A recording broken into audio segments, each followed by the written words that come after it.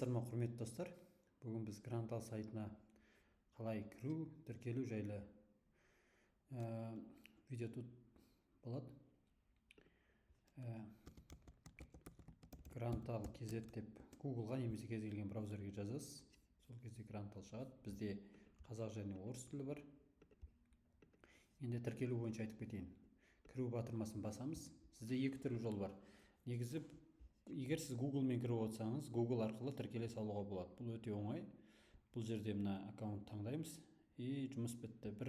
Бір батырмамен кіріп кетеміз.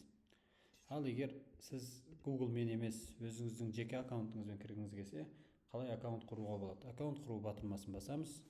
Бұл жерге есіміңізді жазасыз. Телефон нөміріңізді енгізесіз.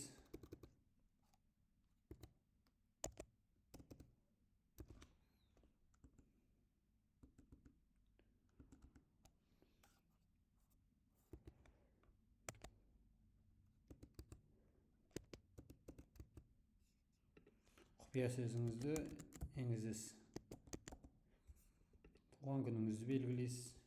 Мысалы мен 1994 жылы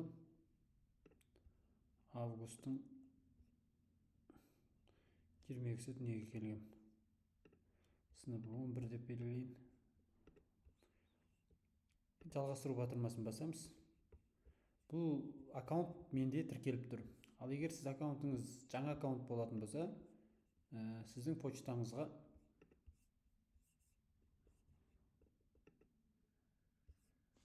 жаңадан хат келеді. Енді сол хатты грант жасаймыз, сосын ары қарай кіреміз. Сіз профиліңізге кірген соң, міне сынақ тесттен өту. Профтестті басасыз.